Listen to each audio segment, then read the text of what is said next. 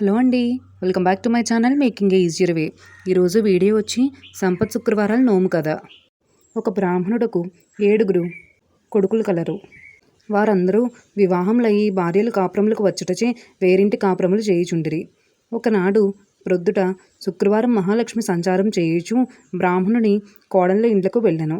ఒక కోడలు ప్రొద్దుటనే పిల్లలకు భోజనం పెట్టి తాను కూడా తినుచుండెను. ఇంకొక ఆమె పాచివాకిట్లో పేడ వేసుకొని చుండెను. వేరొక కోడలు పాతకుడ్డలను పోగు పెట్టుకొని చుండెను.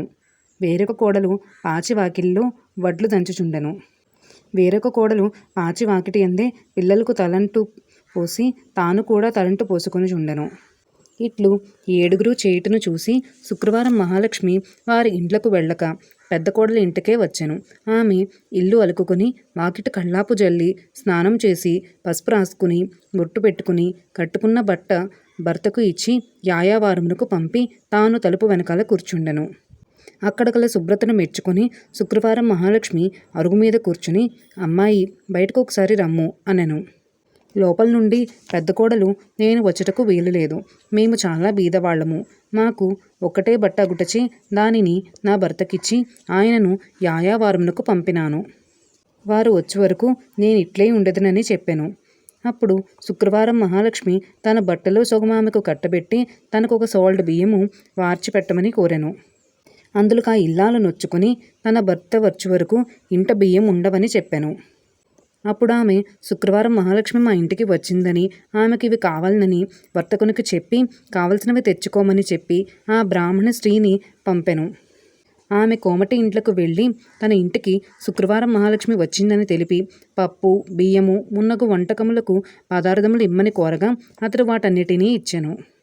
తర్వాత ఆమె ఇట్లే చెప్పి తెలికవాని ఇంటి దగ్గర నుండి తెలగపిండిని నూనెను కంచర ఇంటి దగ్గర నుండి పాత్ర సామాగ్రిని సాలివాని ఇంటి దగ్గర నుండి బట్టలను తీసుకుని ఇంటికి వెళ్ళి 4 పిండి వంటలతో ఆవకాయ పచ్చళ్లతో శుక్రవారం మహాలక్ష్మికి వండి వడ్డించెను.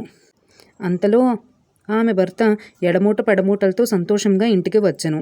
ఆ దినమున అతనికి సంతృప్తికరంగా యాయావారము దొరికెను. అతనికి ఆమె భోజనం వడ్డించగా దానిని భుజించి అతడు ఎట్లు వచ్చనని అడిగెను.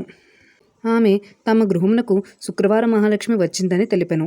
అంతలో శుక్రవారం మహాలక్ష్మి తానింక వెళ్ళదని చెప్పగా ఆమె ఆ రోజు భోజనము చేసి వెళ్ళవలసిందిగా కోరెను. అందులోకి ఆమె అంగీకరించి రాత్రి భోజనమైన తర్వాత వెళ్ళేదనెను. అప్పుడు ఆ బ్రాహ్మణి అమ్మ ఇంత చీకట్లో ఎట్లు వెళ్ళగలవు, రేపటి దినమున వెళ్ళవచ్చును అన్ను. అందులోకి ఆమె సమ్మతించి నిద్రపోయి కొంత రాత్రికి లేచి తనకు కడుపు నొప్పిగా ఉంది అని తెలిపి వెలుపలికి వెళ్ళవలనని చెప్పాను. అందులోకి ఆ బ్రాహ్మణి చీకట్లో వీధిలోనికి వెళ్ళవద్దు అని ఆ మూల కూర్చొనమనెను. మహాలక్ష్మి అట్లే 4 మూలలు ఎందు కూర్చుని తెల్లవారు వేళకు మాయమైపోయెను. ఆ బ్రాహ్మణి నిద్ర మేల్కొనగానే ఇల్లు బాగుచేయుటకు చీపురును చేతబట్టి గదుమూలలు చూడగా 4 మూలలు ఎందు 4 బంగారు కుప్పలుండట చూసి ఆమె మహదానందము పొంది భర్తకు ఆ విషయము తెలిపెను. అతడు మహాలక్ష్మికి తమపై గల దయను తలచి భార్యతో సంపద శుక్రవారాలు నోము నోపించి భాగ్యము బడసి భక్తి విడువక సంతోషంగా ఉండెను. ఉద్యాపన: ప్రతి శుక్రవారం ఉదయమే స్నానం చేసి లక్ష్మీదేవిని కొలిచి ఒంటిపూట భోజనము చేయవలెను. అట్లు 5 ఏళ్లైన తరువాత ఒక శుక్రవారం నాడు 5 పేరంటాళ్లకు తలంటి నీళ్లు పోసి భోజనము పెట్టి 5 రవికల గుడ్డలను దక్షిణ తాంబూలాలతో ఇవ్వవలెను. పద్ధతి తప్పినను ఫలము తప్పదు. Thank you for watching.